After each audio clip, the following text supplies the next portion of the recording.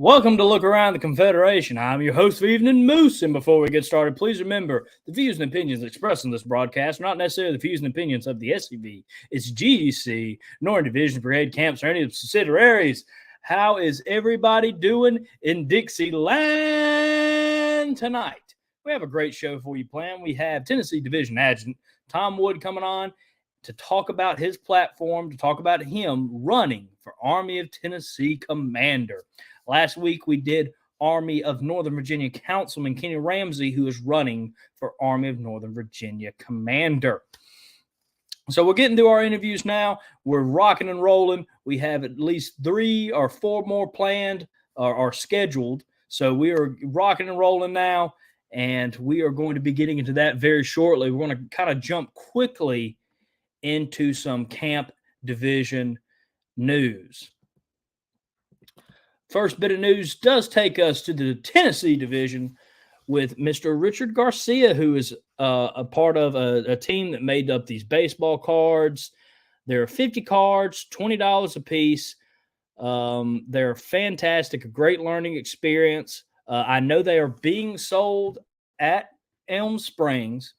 I think they're sold out right now because I went to Elm Springs a couple weeks ago, tried to buy me one, and they're out right now. So, Mr. Richard Garcia, if you are watching, I would love a copy of them. And see, look, the fireworks agree with me. I don't know who StreamYard is putting this into my live stream, but they have. Let's see here. We have Mr. Ryan in the chat. Good to see you. Mr. Scotty. The Florida man, Sean McFall in the chat. Good to see you. Kentucky Division Commander Kyle Thompson in the chat. Keith, Mr. Frank, Mrs. Beth. And I believe Mr. Al's in the chat as well. Good to see everybody. Good to see you. Brian, good to see you. Just kind of going off the map real quick. My camp, the Samuel H. Poe camp, number 255, celebrated our 30th anniversary last year. And we made these challenge coins to celebrate. And they're just $10 a piece. And it helps us continue to defend Confederate heritage in Wayne County, Mississippi. You can contact either the camp adjutant, me, by the way, at Harrison SCV on Facebook, or you can contact our camp commander, my father, at Forrest SCV on Facebook. We'll both be happy to help you. Sometimes it's a bit hard to get a touch of us. I know one of our SCV chat heads, bless his heart, me and him have been going back and forth, and I've been just so busy. But I'll try to get you the challenge coin as quickly as possible. Past Commander-in-Chief, Paul Gremlin Jr., the most sharp-dressed man in the SCVs in the chat. Good to see you, sir. Victor Smith, good to see y'all. Got a lot of good audience tonight. Keep sharing this out. Let's make this a great episode for Mr. Wood. Let me get this off the screen. The General Forrest 200 Society, of course, was made a couple years ago to celebrate General Forrest's 200th birthday. Of course, all these proceeds you would give to this General Forrest 200 Society, you get to be a part of a limited society. They're only taking 200 members. You get this lovely challenge coin, a patch, and a lapel pin. All funds go to General Forrest's boyhood home to help preserve it. I don't know if we could do anything better than that. All right. Going into the Army of Tennessee Workshop, which will be held May 4th at our headquarters in Elm Springs, Columbia, Tennessee, from 9 a.m. to 3 p.m. There are only 65 spots available for this workshop due to room size. So register now to guarantee your spot. Registration is $15, which includes lunch. Pre-register by March 15th, which the deadline for that has patched for lunch. After March 15th, registration fee will be $20 with no guaranteed lunch. All divisions are welcome to attend.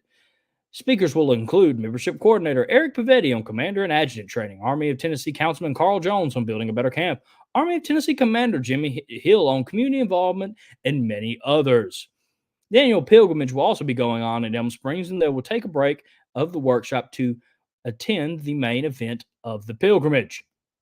Afterwards, you guys will have lunch and then continue with the workshop agenda. There will Also hoping to have a free tour of the museum or the house as part of this registration. Sounds like an ultimate win-win, doesn't it? You get to learn at the Army of Tennessee Workshop, have the pilgrimage, maybe get a free tour of the museum and the house. I don't know what could be better. And of course, as we just talked about, the pilgrimage will be going on, and it will be happening 11 a.m. Keynote speaker is Miss Jenny, who is the President General of the United Daughters of the Confederacy. Individuals, camps, brigade, and divisions, and other organizations are encouraged to bring a floral tribute to be announced at the laying of floral arrangements. Services will be moved inside if weather is rainy. Please bring a lawn chair, sunblock, and a cooler. And remember, no alcohol allowed. It's going to be a great day, a great event to go out and celebrate with your brothers and sisters in the cause. So make sure I see you there. Next up is the Army of Trans-Mississippi National event held April 6th, Saturday, 2024 at Mansfield State Historical Site in Mansfield, Louisiana from 10 a.m. to 3 p.m. Guest speakers include Scott Dearman, Mansfield Site Manager retired, Charles Ray, Army of Trans-Mississippi Councilman, Dr. John Goddard? We're going to go with that. Bless his heart. I feel like I've butchered his name for the past month promoting this, and I do feel bad, sir. I'm sure I have some Louisiana boys in the chat ready to correct me, and I'm happy for the correction. And past Commander-in-Chief Chuck McMichael. Mark your calendars for this historic event as you get to celebrate the 160th anniversary of the Battle of Mansfield and the 125th anniversary of the Louisiana Division. Administration fee is $4. For anybody under 12 and over 62, it is free. This includes the museum. Please bring your chair for the event. You may also want to bring a small cooler for snacks and drinks. Don't miss this fantastic event. Of course, I'm hoping to be going to this event. It is going to be a phenomenal event. You get to celebrate two awesome things, the Louisiana Division and this historic battle that our ancestors were on. So I hope to see you all there supporting the Louisiana Division and honoring our history. And we're going to stay in Louisiana for the Pleasant Hill Kickoff Party, April 6th at 6 p.m. at Mansfield Female College Museum. Come join us for an award ceremony, fellowship, and entertainment as we celebrate our 160th anniversary season. It's going to be a great event. And then, if you're free, I would go to the Battle to Pleasant Hill from April 12th to April 14th. Phenomenal event. Entry fee is $5 a person. Ages 5 and under are free. Free parking, reenactments, and activities will take place 3 miles north of Pleasant Hill. And at 10 a.m., there will be a parade. This is Saturday, by the way. 11 a.m., parking and camps are open. 11:30, guest speaker. At 1:30, opening ceremonies. At 2 p.m., the battle will happen. And at 7 p.m., period bar and court presentation. On Friday from 10 a.m. to 1 p.m. is a school day, so bring your kids. Sunday from 10 a.m. to 12 p.m., camps will start to open. Church services will be at 10 a.m. And at 1 p.m., we'll have a crowning ceremony for the 2024 Miss Battle of Pleasant Hill. And at 2 p.m., the reenactment will start again. Another great event. It's going to be phenomenal. There is our Lieutenant Commander-in-Chief, Walter D. Donnie Kennedy, calling me out for having a problem with Louisiana names. That is fair, Commander. Just making sure we didn't miss anything in the comment section while I was doing some of this news. It looks like Keith doing the headbutt emoji, palm slap. The Battle of Texas, the Battle of Pleasant Hill is one of the best reenactments out there. I would highly encourage everybody to go. Let's see here. We're going to start wrapping up on some of this. Louisiana Division reunion will be May 17th through the 18th. Lieutenant General Richard Taylor Camp 1308 of Shreveport, Louisiana will be the host of this year's reunion. And this, of course, is the 125th annual reunion of the Louisiana Division, Sons of Confederate Veterans. The reunion will be held in Shreveport, Louisiana, the last Confederate capital of Louisiana, also the headquarters of the Army of Trans-Mississippi. They will be coming out more about this event shortly. And the last event is the Florida Division Reunion, which will be held on June 1st, 2024 in Trenton, Florida. Again, more information about this will be happening shortly. All right. Good to see everybody out there. We got a good crowd now. We are going to have a quick Pop-Tart break. And when we come back, it was time for my interview with Tennessee Division Adjutant Tom Wood, who is running for Army of Tennessee Commander. There is a place nestled in the rolling farmland of southern Middle Tennessee. A home constructed in 1837, nearly lost to the ravages of war. Saved by a servant and a Confederate general.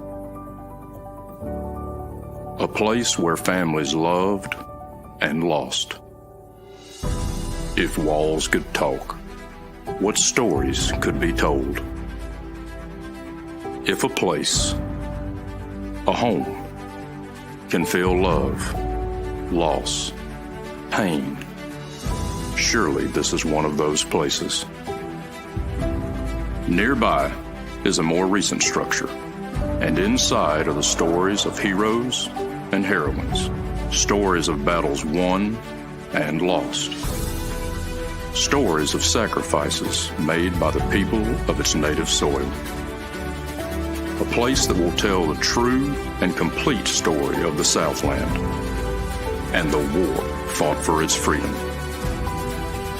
From the causes that led to the conflict to the modern-day struggles to protect Southern history. Historic Elm Springs and the Confederate Museum at Elm Springs are the general headquarters for the Sons of Confederate Veterans. A place where the story of the Southland and its historic struggle is preserved and told. Come and discover your history. Always love that commercial break, but I would like everybody to welcome Tennessee Division Adjutant, Mr. Tom Wood. Thank you, Moose. Pleasure to be here. To have this opportunity to talk to everyone. I want to thank you and Connor for all you folks do. This is just a great communications way of getting out to our communities. Appreciate you guys for that. Well, thank you, sir. Tell us a bit about yourself, Mr. Wood. All right. Before I forget, I want to publicly thank our AoT Commander, Jimmy Hill, for his 4 outstanding, dedicated years of service to the AoT. You know, I've told him this in private several times, how much I appreciate his work, but I just publicly want to acknowledge what a great job he's done in 4 years. A little bit about myself personally. Yes. I been married to the same lady for 56 years. We have 3 daughters. We have 9 grandchildren. And Lord willing, in September, we will be great grandparents. So we're excited for that privilege and opportunity. I am a retired Air Force Reserve officer. I'm also a retired construction executive with over 40 years in the construction business, working for some of the larger companies across our nation. And it's been a pleasure to retire from that. I've been retired for 10 years, and Since then, basically, my job has been full-time SCV. I currently serve as the Tennessee Division Adjutant. I also serve as the commander of the General Robert H. Hatton Camp in Lebanon, Tennessee. That's been my full-time effort. Well, that's awesome. Could you tell me a bit of what got you in the SCV and all the stuff you've been involved in? Well, I've been a member of the SCV for 25 plus years. During that time, I have served as multiple terms as camp commander. I've served probably in just about every position within the camp that one can serve over those 25 years. And for the past 8 years, I have served basically my full effort toward Adjutant of Tennessee Division. So my focus has been at the camp and division level. I've done a lot of traveling across the Confederation in those 25 years. Oftentimes as a presenter of some topic for the evening, sometimes just to go and encourage and support camps. And the reason that I decided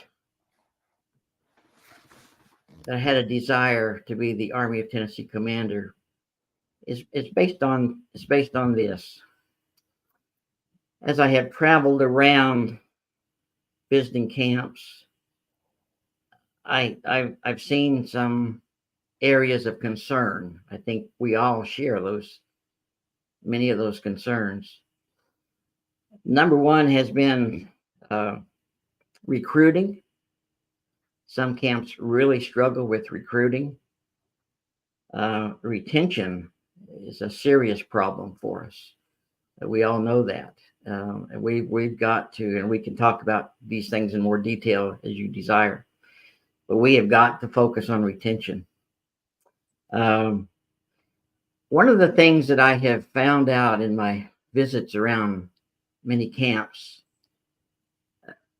member education, not only historical education, that is one area that needs addressing, but education of our organization. I've seen many members that know nothing about our organization above the camp level and may not even have a good understanding of the camp level, to tell you the truth. They know nothing. And I've been asked many questions about who are we, what who does what in this organization. I think we've got to teach our people about our organization.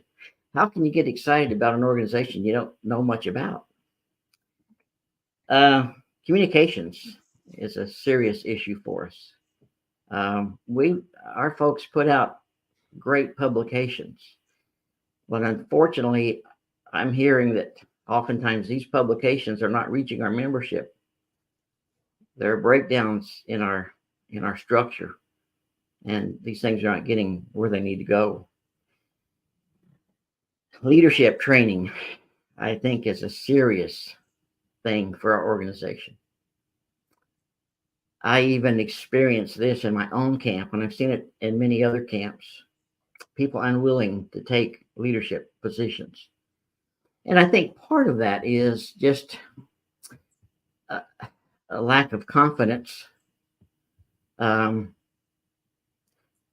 4 years ago in my own camp, and I have a strong camp, very active, national and award-winning camp, at state level as well.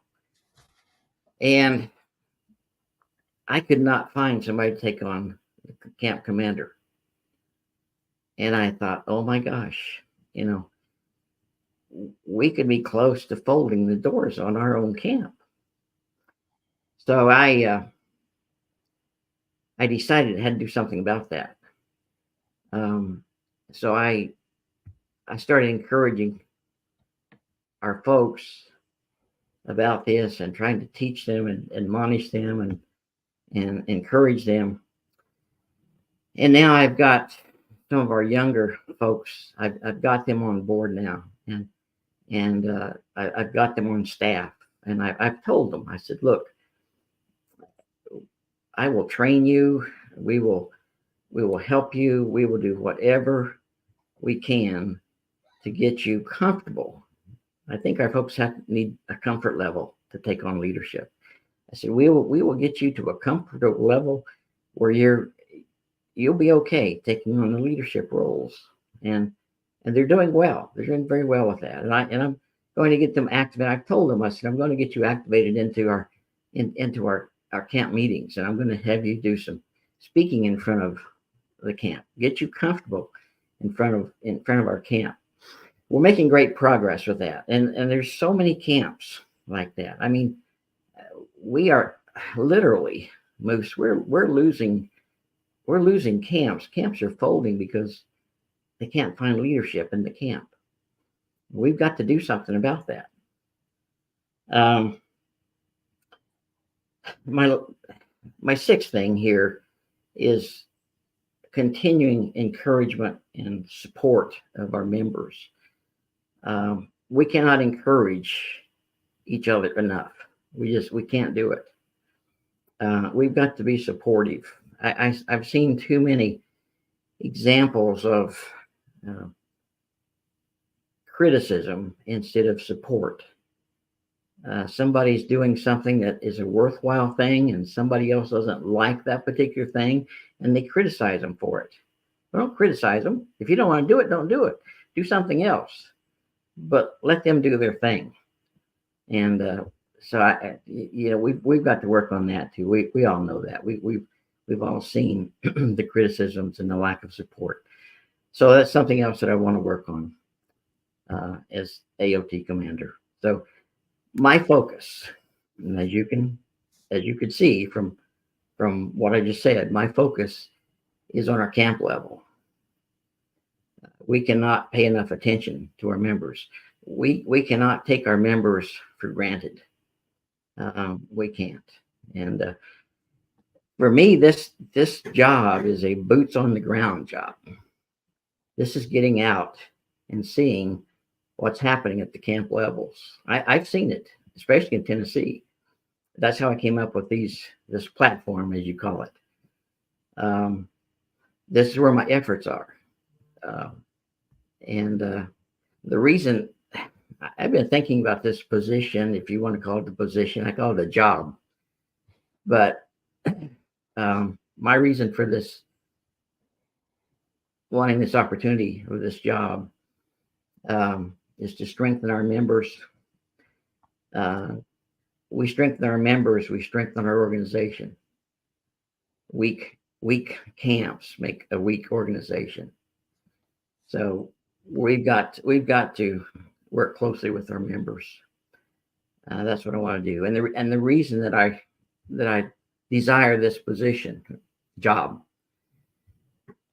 is that I can influence more people at that level than I can at division level.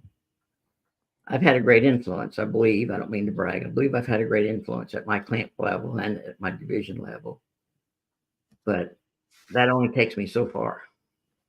And I think this position will allow me an even greater influence with our Army of Tennessee. Okay. Now, I have, as I told you before the show, some specific answers, but something you said a bit ago, I agree that there's a problem with recruiting and retention. Let's tackle recruiting first. What are some of your ideas for recruitment? One of the things that I've worked hard at my camp, and one of the things that we've got to work hard at every camp, is to get involved in our communities. Our camp is very involved in our community. We do many festivals. Fortunately, we have in our city in Lebanon, Tennessee, the state fair. We have done the county fair for probably 25 years at recruiting booth. Now it's the state fair. Now we get to talk to even more people than before. So we've got to be involved. I have began writing. I'm fortunate that we live in a pretty good community, not perfect, but a pretty good community. And from a Southern support standpoint, I have newspapers here that will publish my articles that I write, and I write a lot of articles about history and about some of the Southern things, such as mansions in our historical mansions in our community and historical people in our community. I've written articles about our namesake, General Robert H. Hatton, is from Lebanon, and we had one battle here in Lebanon. So currently, that's going to be published here in the next couple of weeks or so. So we're really getting involved, and we're involved with Poise for Tots and for other things. We help in other community ways. So we really have, in the last 2 or 3 years, we have really begun to reach out to the community. This is something I push hard with my camp. We've got to get our name out in the community. So we do everything we can in our community to. And last year, we recruited 11 people into our camp, and we already have. I've got one I've got 2 filling out applications right now. I've got 3 or 4 other members, 3 or 4 other people interested in joining. So already this year, we're probably off to potentially 5 or 6 people in March. So we're rolling. I think we're doing the right things, and I want to give some ideas and some of these kind of thoughts out to other camps. I have done this. Matter of fact, let me tell you this.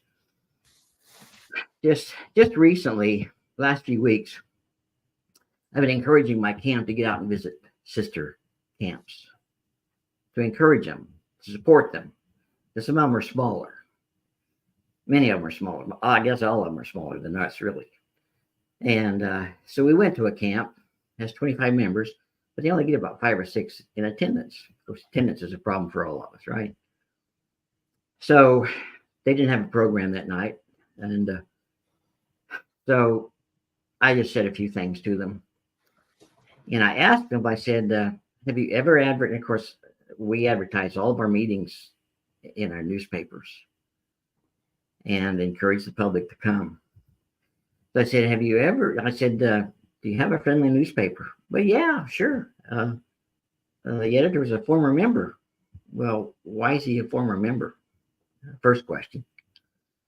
And so I said, yeah, we have a friendly newspaper. I said, do you advertise in it? Have you ever put your meetings in it? No, never thought about that. So I talked to them about some other things, and they got so excited. Truthfully, they got so excited that they said, will you come back and talk to us next month? And I said, absolutely. I'd be glad to do that. And they said, and I'm going to the newspaper tomorrow. I'm going to advertise it. And we'll have a chili supper. I mean, they got so excited. And so we went the next month. We had about 19 people there, 19 or 20. And had a good meeting. They loved the speech. Everything went great. It was wonderful.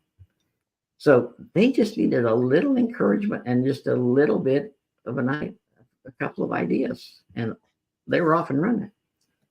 So, these things sometimes seem really simple, but camps just don't think about them. I think they focus so much on being small that they're not able to do anything, which is absolutely not true. They can do a lot as a small camp. And our small camps are struggling. I have seen our smaller camps, lose a member or two, and they're gone. That's it. They're finished. They need help. They need a lot of help, and that's what I want to do. Well, yes, sir. That's awesome. Now, one thing that's always been interesting to me, I love hearing recruitment ideas. Much like you, I like to see our membership grow. But as I've gotten more active in the SCV, retention is also a problem. I just would like to hear some of the ideas you want to do with that. Well, there are several. One is that we need to teach our smaller camps, and maybe even some of our larger camps, how to have a successful meeting. I have been to camps that we have to treat every meeting as a recruiting campaign, because it literally is. It's a retention campaign to keep our members. If we don't have good meetings, worthwhile meetings, our members are not going to stay with us. If we have a guest to come in the door that night, he has come for a purpose. He wants to be involved in some way in our organization and in that camp. And if he sees what he considers an unprofessional meeting, he's gone. He ain't coming back. We have a lot of members that come through the door as Tennessee Division Adjutant, and I follow Nationals numbers as well. We have a lot of people that come through the front door. We have more people going out the back door. When our members don't renew, we have to follow up. We have to find out why. Why did you not renew? Yes, members pass away. Yes, members move. Yes, there are reasons that we lose members. But we lose members for no good apparent reason. And we need to understand why. We're not meeting their needs in some way. We're not doing something that they want to do. We need to find out what it is that interests them. You know, we all have different interests. What interests them? What do they want to do to get them involved? What would they like to see the camp involved with? And I think communications with them, constant communications, is important. We have to focus on them. Think about them. If what would you want as a member? What would you desire from your camp leadership? So we got to focus on that. Yes, sir. Now this one's not really specific, but I'm loving the ideas you're having. So I kind of want to go with that. You know, are there anything specific off the top of your head you would like to talk about tonight? Anything you want to kind of just go into?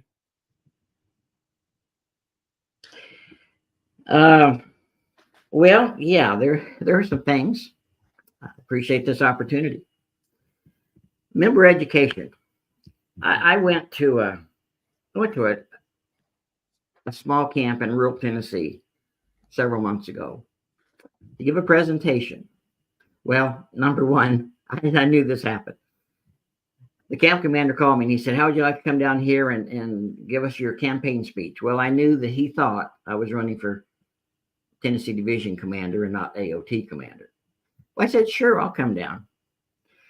So I went down. I was just going to give him some presentation of some topic.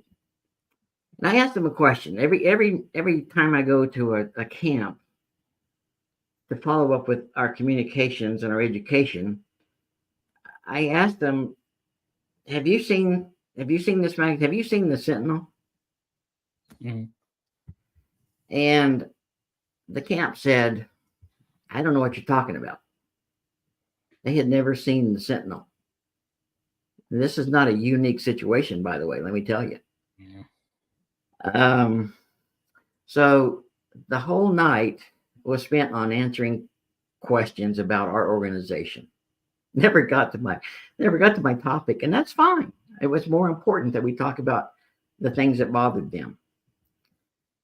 So I found out through all my travels, our members, they really don't understand our organization. Who does what? I've even been asked, and I know it's just they don't read oftentimes. I know that it's not National's fault or anybody's particular fault because they don't read like they should.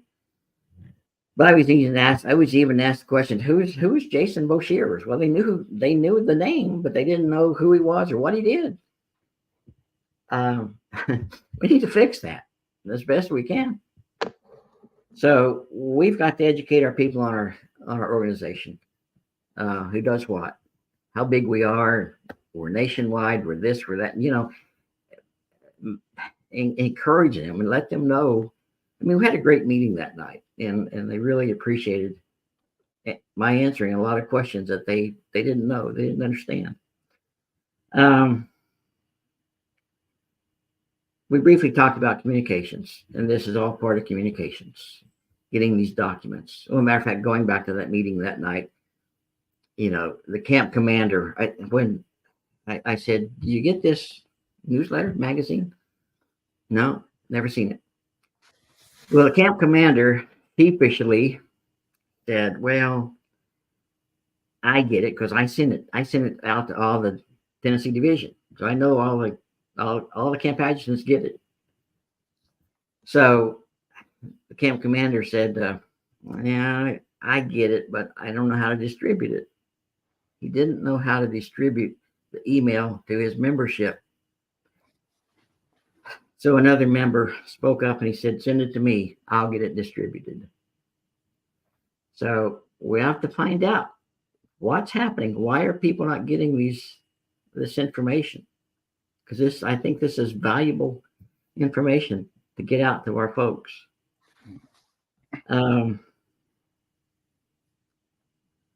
Leadership training, talked about that. Absolutely critical. I can't tell you how many times I have had an adjutant or a commander call me or email me and say, hey, I just got this job as commander or adjutant. I have no idea what to do. I have no clue what it's involved here. We can't do that to our people. That places them in a terrible, awkward position, uncomfortable position. And sometimes they give up and quit. I try to help them get through it all. But we've got a real lack of support at our camp level oftentimes. And we find a sucker to take an adjutant's job or a commander's job, and boy, that's it. I mean, boy, we got a commander. He doesn't know what he's doing, but we got a commander. We got to fix that. I could not agree more, Mr. Wood. Let's see here. By the way, chat, you can throw some questions out there yourself for Mr. Wood, especially if you are in the Army of Tennessee. I know some of y'all who are in it, but I don't know all y'all. So make sure you state your camp and division if you don't mind. Let's see here.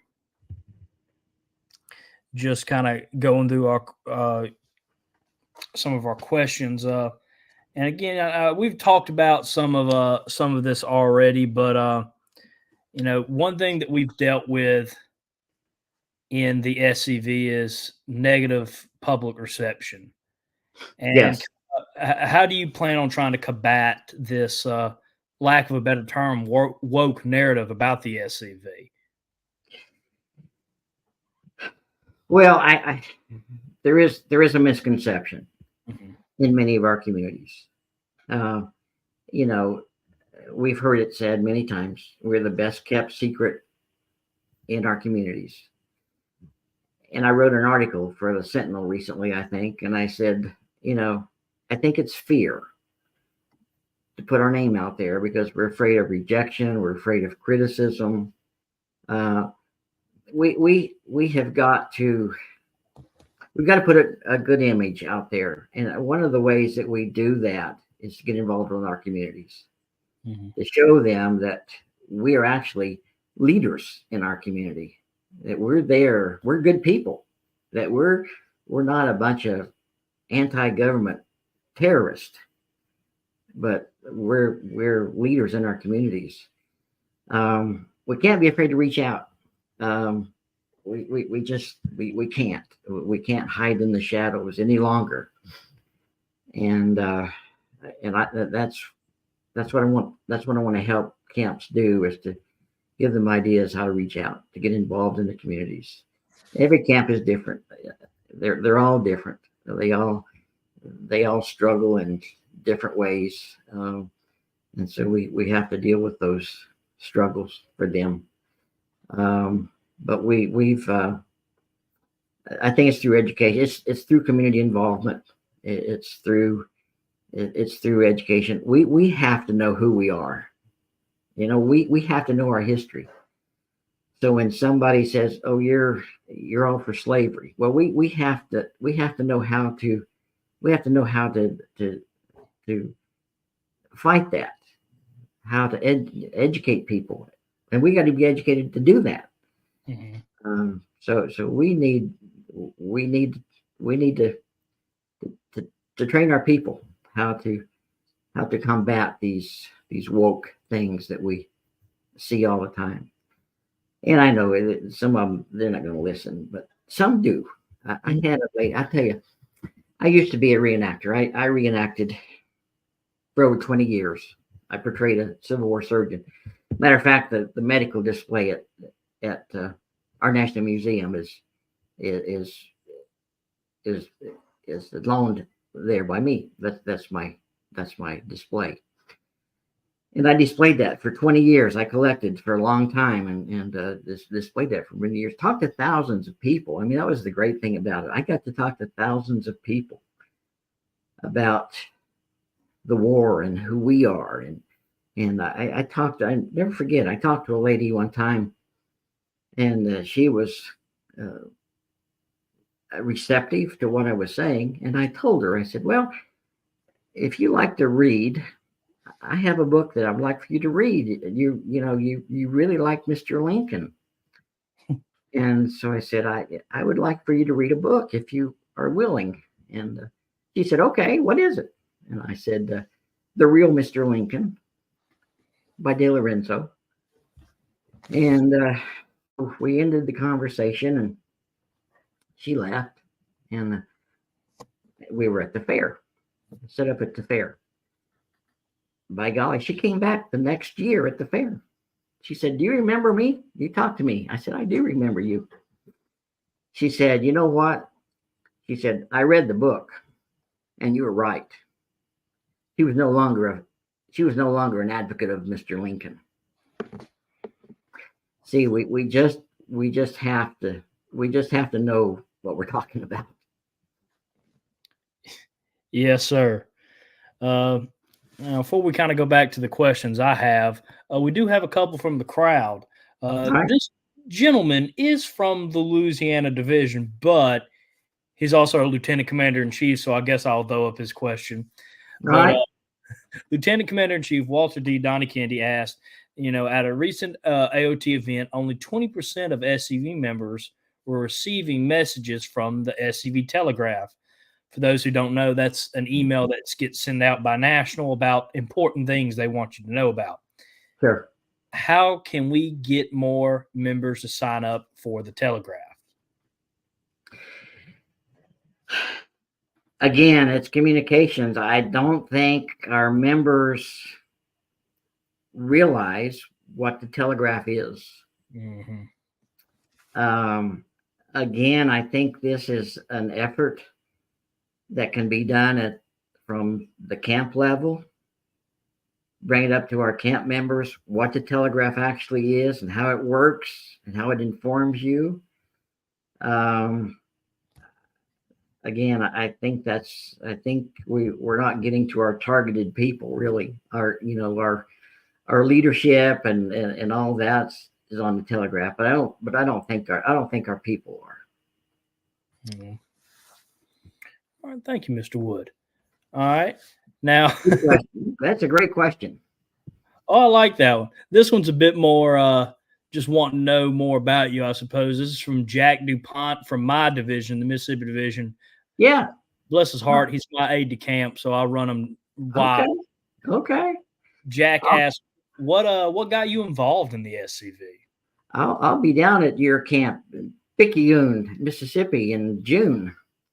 What got me involved in the SCV? For several years, I lived in Arizona. I was born in Tennessee. I'm a seventh generation Tennessean. Very proud of my heritage, but I lived for a number of years. I went to college and began my career from Arizona. In Arizona, they talk about cowboys and Indians, and they talk a whole lot about the Civil War. I appreciate all our camps in Arizona, by the way. I have great respect for those guys, and would love to get out there and visit some of our brothers out there in Arizona. When I moved back to Tennessee, I didn't know anything about the SCV.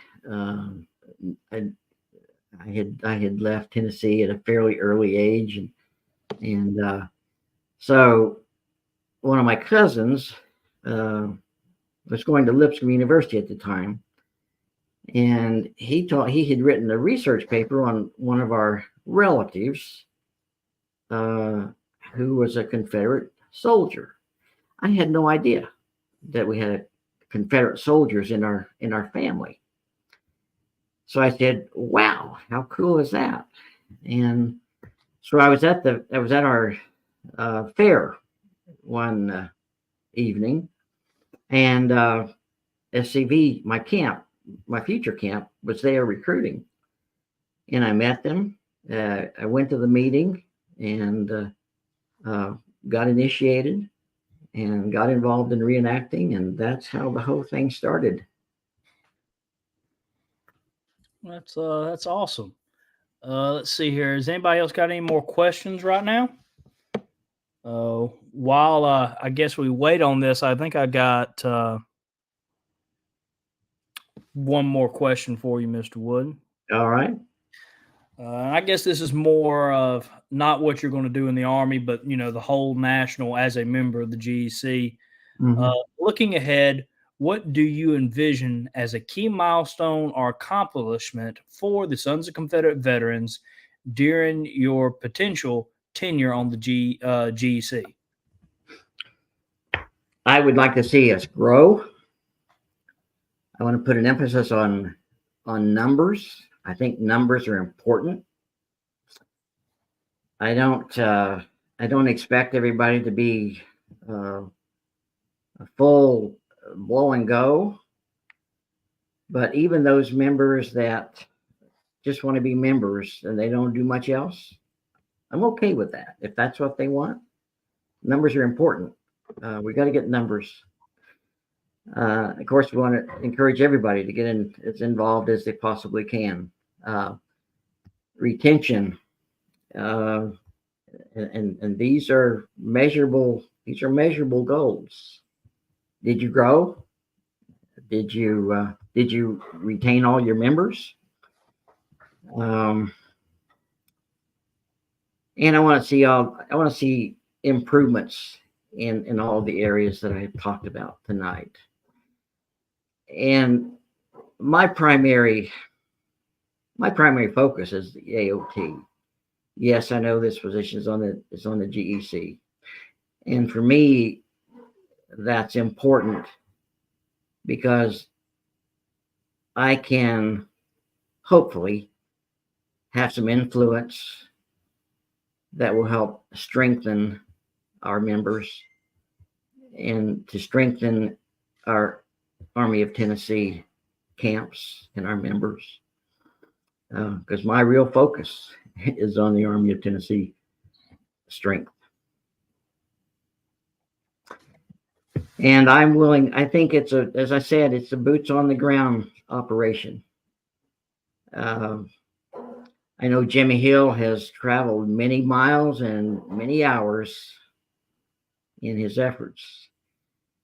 I anticipate traveling many hours and many miles to get around to as many camps as I can. And I'm hoping that between myself and the councilman, whoever's elected there, can do a lot of traveling and get around visiting people.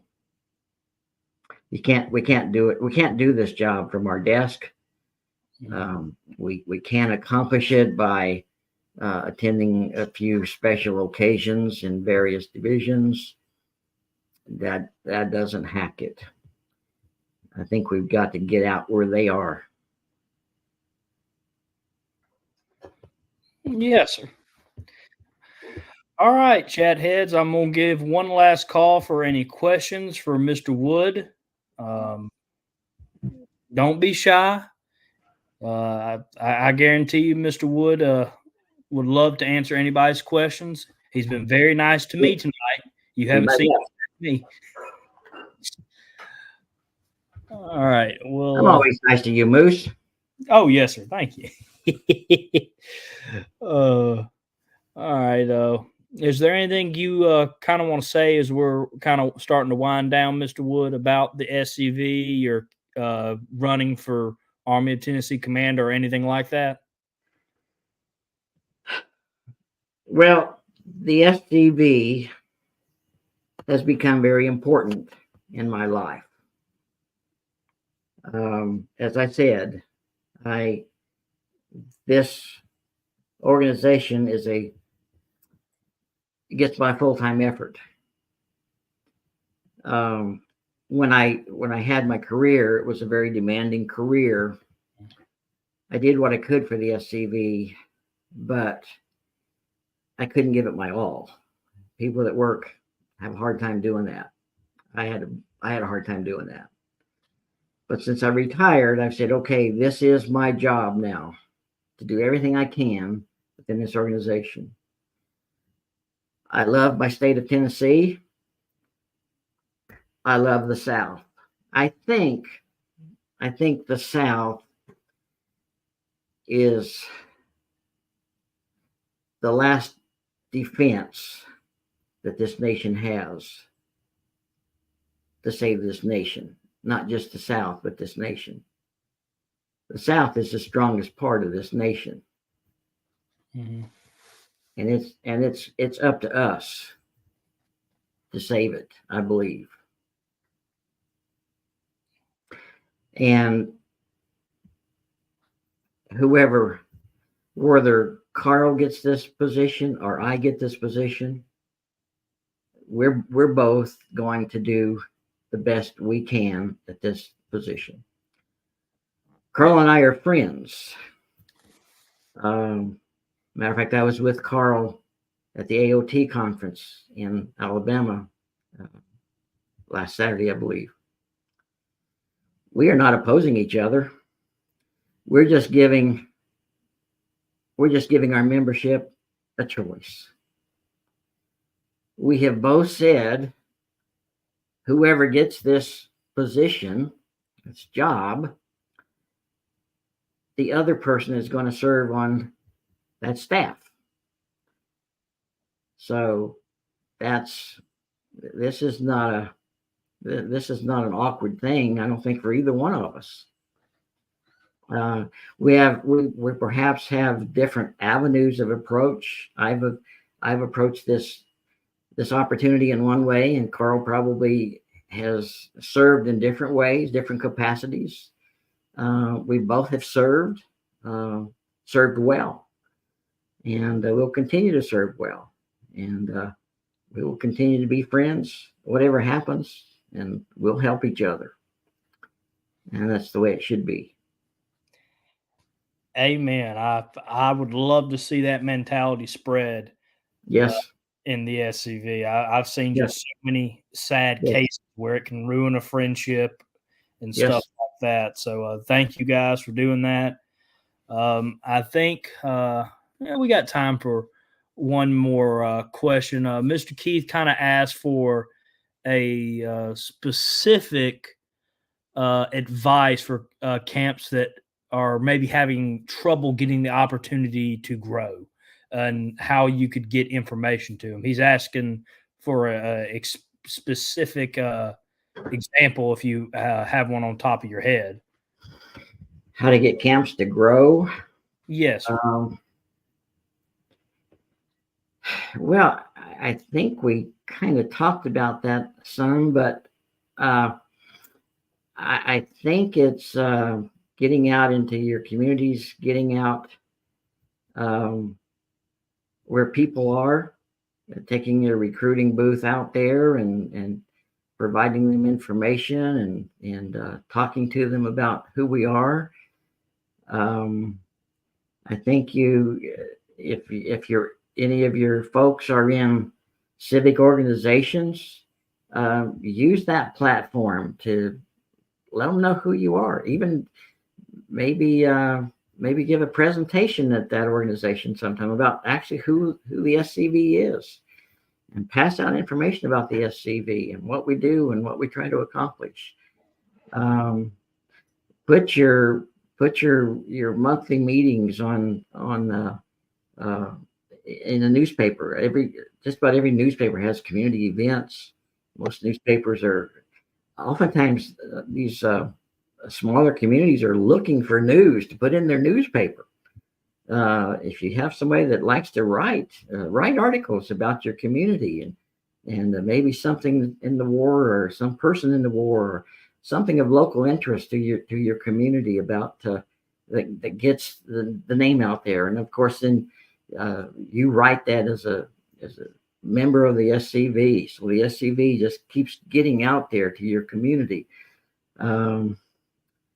Yeah, I think there are several things that you can do. Just start, and when you have invite people to your meetings, and when you I hope everybody, and I know they don't, but I wish everybody would have a speaker. I think speakers are very, very important to meetings. Had it not at this camp that I recently visited that they didn't have a speaker, that meeting, if I hadn't just kind of taken over that meeting, I hate to use that term, but if I hadn't just spoken up and given them some ideas, that meeting would have probably been over in 30 minutes or less.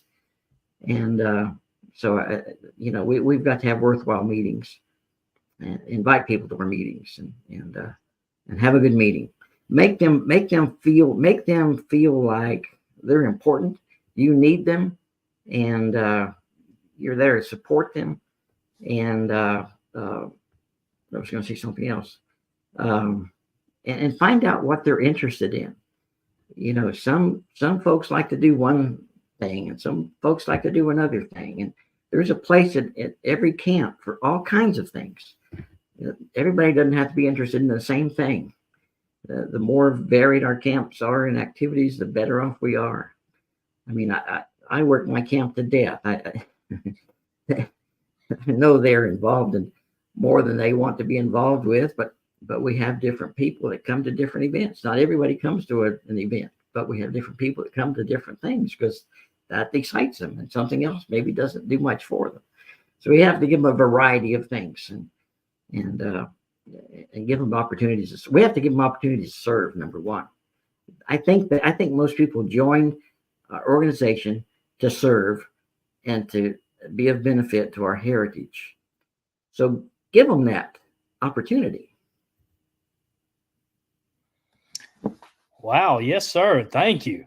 Loved everything talked about tonight, especially if you're in the Army of Tennessee tonight. I'm going to make sure I ask you doubly to share this out. We want everybody to have the best information possible to know which candidate they would like to support in the upcoming election. And, of course, just as well to keep you all informed. Again, make sure to share this out. Make sure you tune in Monday for your weekly episode of SCV Chat at 7 p.m. I just heard a knock at my door. Confederate Standard Time. And make sure you also, for next week's episode, send your pictures short videos and write-ups to scvyouthoutreach@gmail.com, and you will be featured on the upcoming episode of Look Around the Confederation. I want to thank you all for tuning in. I want everybody to please thank Mr. Wood for coming on tonight and talking about his platform. He obviously, did not have to do that, so I would like to thank him personally for coming on, sir. And I wish you best of luck, sir. Thank you. All right. Good night, everybody. And remember to stay Southern, my friends.